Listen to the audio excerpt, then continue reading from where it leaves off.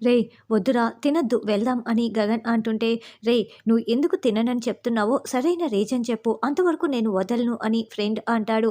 రేయ్! సరే చెప్తాను విను అంటూ భూమి, నక్షత్రం ముందరే గగన్ మాట్లాడుతూ ఉంటాడు. నా ఫ్రెండ్ ఒకడు ఉండేవాడు. వాడికి వాళ్ళమ్మ ఇంకో అమ్మాయి అంటే ప్రపంచం. ఆ అమ్మాయి ఏమో తీరా పెళ్లి వరకు వచ్చిన తర్వాత వాళ్ళ నాన్న మాట విని అసలు ఆ అబ్బాయిని పెళ్లి చేసుకోకుండా వెళ్ళిపోయింది. వేరే ఒకరిని పెళ్లి చేసుకొని హ్యాపీగా లైఫ్‌ని కొనసాగిస్తూ ఉంది. వాడేమో గుండెంతా పగిలిపోయి బాధని ఎవరితోనూ పంచుకోలేక విలవిల్లాడిపోతున్నాడు.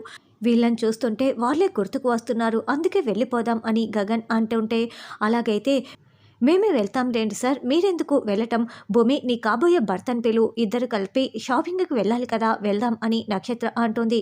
మా గురించి మీరు వెళ్ళాల్సిన అవసరం లేదు. మోసం చేసే మనుషుల మధ్యలో ఎక్కువసేపు ఉండకూడదు. గాయం మరింత పెద్దదవుతుంది అని భూమినుద్దేశించి గగన్ మాట్లాడుతూ ఉంటే భూమి, శివ చాలా బాధపడుతూ ఉంటారు. కలలో ప్రేమించి మనసులో ద్వేషించే మనుషులతో నాకు అక్కర్లేదు. ఇన్‌ఫాక్ట్ అలాంటి వాళ్ళకి నా మనసులో అసలు స్థానమే ఉండదు అని గగన్ చెప్తూ ఉంటే నక్షత్ర చాలా సంతోషపడుతూ ఉంటుంది.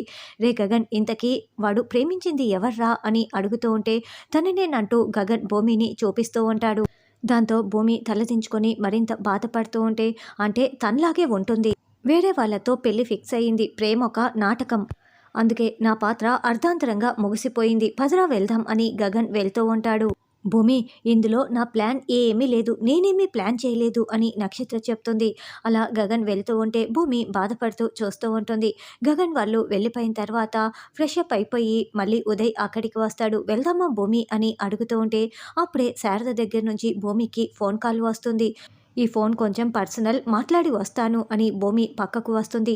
అమ్మ భూమి నేను గగన్‌తో నీతో కలిపి డాన్స్ అకాడమీ మొదలు పెట్టమని ఎంతో బతిమలాడాను. కానీ గగన్ ఒప్పుకోలేదమ్మా. సారీ అమ్మా అని శారద ఏడుస్తూ ఫోన్ పెట్టేస్తుంది. ఏంటి భూమి అంత పర్సనలా అంటూ నక్షత్ర వచ్చి భూమిని నిలదీస్తూ ఉండటంతో నీకెందుకు అసలు నువ్వు ఏం పథకం ప్రకారం వచ్చావు ఇలా చేస్తున్నావు అని భూమి అనడంతో చూడు నేను ఏమనుకున్నానంటే ఈ హోటల్లో ఉన్న సీసీటీవీ ఫుటేజ్‌ని యాక్చువల్‌గా తీసుకొని నేను గగన్ బావకి పంపిద్దాననుకున్నాను. కానీ నీ బ్యాడ్ లక్ ఏంటంటే గగన్ బావే వచ్చి చూసాడు. గగన్ బావ మనసులో నీ మూల ఏ మాత్రం ప్రేమున్నా దాన్ని కూడా చెడగొట్టడానికే నేను అలా చేయాలనుకున్నాను. గగన్ బావ నిన్ను పూర్తిగా చీకొట్టి అసహ్యించుకొని తిరిగి నేను ఈ చెర్రీ చేత తాళి కట్టించుకున్నాను కదా! దీనిని తీసి విసిరి పడేసి గగన్ బావ చేత నేను తాళి కట్టించుకుంటాను. ఇదే నా ఎయిమ్ అని నక్షత్ర చెప్తుంది. చెర్రీ నీ మెడలో తాళి కట్టినా నువ్వు ఆడదానిలా ప్రవర్తించటం నేర్చుకోవటం లేదా? నా మాట విని నువ్వు చెర్రీతో సర్దుకుపోవటం అలవాటు చేసుకో. అది ఎప్పటికీ జరగదు. నేను గగన్ బావ ఒకరి కోసం ఒకరం పుట్టాము.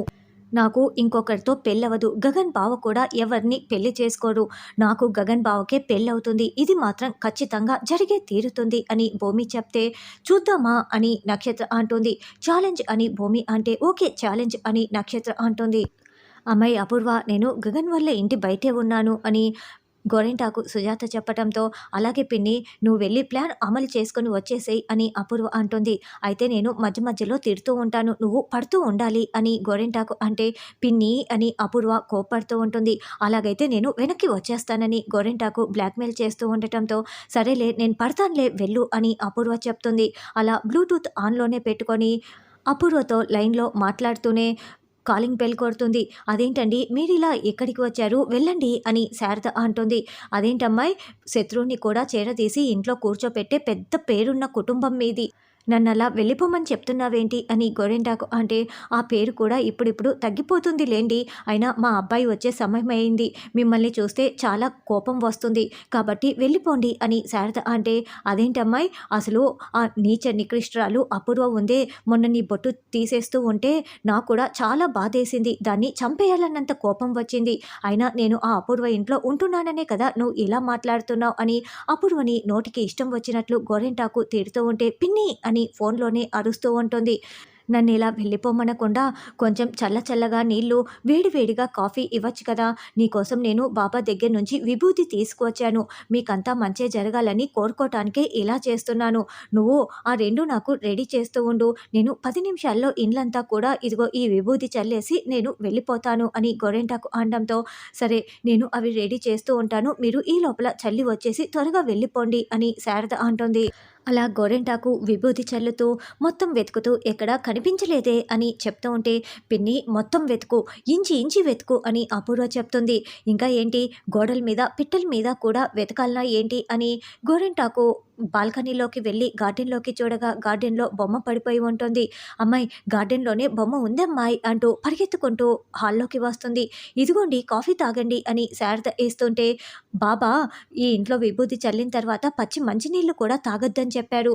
సరే నేను వస్తాను అంటూ గోరింటాకు గార్డెన్లోకి వచ్చి బొమ్మను తీసుకొని, హమ్మయ్య బొమ్మ దొరికింది, బొమ్మ దొరికిందని గెంతులు వేస్తూ ఉంటుంది. సరిగ్గా అప్పుడే గగన్ కారు రావటంతో, నీ మొగుడొచ్చాడే అని గోరింటాకు చెప్తే, బావా అక్కడికెందుకు వచ్చాడు అని అపూర్వ అంటుంది. నీ మొగుడంటే ఆ గగన్ గాడు వచ్చాడే అని గోరింటాకు చెప్తుంది. ఏదో ఒకటి చెప్పి మేనేజ్ చెయ్యి అని అపూర్వ అంటుంది. మీరేంటి మా ఇంటికి వచ్చారు అని గగన్ వచ్చి అడుగుతూ ఉంటే, గోరింటాకు బొమ్మని వెనకాలే దాచిపెట్టుకొని ఉంటుంది. ఏమీ లేదు, ఒకసారి చూసి వెళ్దామని వచ్చాను, లోపలికి వస్తే బాగుండదని చెప్పి బయట నుండే వెళ్ళిపోతున్నాను అని గోరింటాకు అంటే, గుడ్ డెసిషన్, అది సరే కానీ వెనకాలేదో దాచిపెడుతున్నట్లున్నారే అని గగన్ అంటే, అబ్బే ఏం లేదు ఏం లేదు అని గోరింటాకు అంటుంది.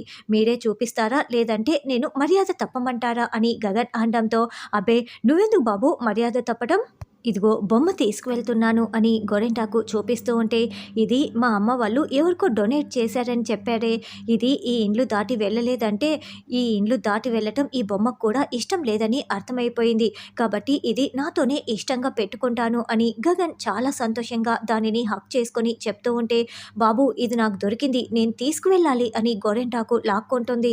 నాకు దొరికింది అని గోరింటాకు మొండికేస్తూ ఉంటే, మర్యాదగా ఇస్తావా లేకుంటే అని గగన్ వార్నింగ్ ఇవ్వటంతో, అబ్బే వద్దులే బాబు అని గోరింటాకు ఇచ్చేస్తుంది. ఇక గగన్ ఆ బొమ్మను తీసుకొని వెళ్తూ వెళ్తూ మళ్ళీ స్టైల్గా, గోరింటాకు పిన్ని థ్యాంక్ యూ సో మచ్ అంటూ షేక్ హ్యాండ్ ఇచ్చి వెళ్తాడు. అమ్మాయి బ్యాడ్ లక్ చేతికి చిక్కినట్లే చిక్కి మళ్ళీ చేజారిపోయింది అని అపూర్వకి గోరింటాకు చెప్పటంతో, అబ్బా ఇదంతా నీ వల్లే అని అపూర్వ ఇక టెన్షన్ పడుతూ ఉంటుంది. తర్వాత బిందు బట్టలారేస్తూ ఉంటే తన చున్నీ గాలికి ఎగురుకుంటూ కింద ఒక పూల కుండీపై పడిపోతుంది. అప్పుడే శివ అక్కడికి వచ్చి బురదలో కాలు పెట్టడం వల్ల షూకి బురద అంటుకుంటుంది. వెంటనే ఆ చున్నీతో తీసుకొని తుడుచుకుంటూ ఉంటే, రే ఈడియట్ బుద్ధుందా, నా చున్నీతో తుడుచుకుంటున్నావేంటి అని తిడుతూ ఉంటుంది. వేస్ట్ క్లాత్ అనుకున్నానండి అని శివ చెప్పటంతో, అసలు వేస్ట్ క్లాత్కి నా చున్నీకి నీకు తేడా తెలియటం లేదా, అయినా నువ్వు ఇక్కడికి ఎందుకు వచ్చావు అని అడగటంతో, భూమి గారిని కలవటానికి వచ్చాను అని శివ అంటాడు.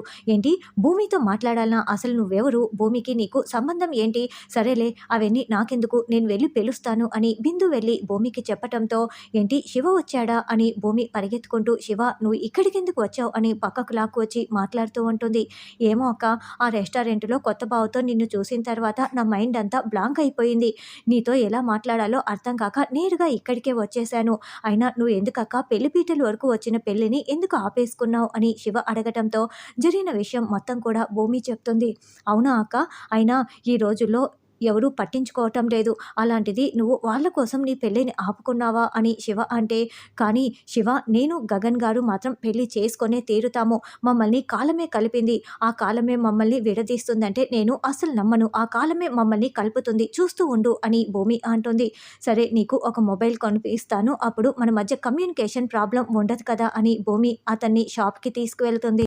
ఒక కొత్త మొబైల్ కొని, చూడు శివ ఇక నుంచి ఈ మొబైల్ నీ దగ్గర ఉంటుంది, ఎప్పుడు కావాలనుకుంటే అప్పుడు మనం మాట్లాడుకోవచ్చు, కానీ గగన్ గారు, పూరి, శారదత్తయ్య మాత్రం వినకూడదు, అలాగే నీకు ఒక బ్యాంక్ అకౌంట్ కూడా ఓపెన్ చేయిస్తాను, నువ్వు ఇవే మాత్రం కూడా డబ్బుకి ఇబ్బంది పడకూడదు అని చెప్పి వెళ్తూ ఉంటే శారద భూమిని యాక్సిడెంట్ చేసేస్తుంది. ఇక రక్తపు మడుగులో భూమి పడిపోయి ఉంటుంది. అక్క కళ్ళు తెరువు అక్క తెరువు అక్క అని శివ ఏడుస్తూ ఉంటాడు.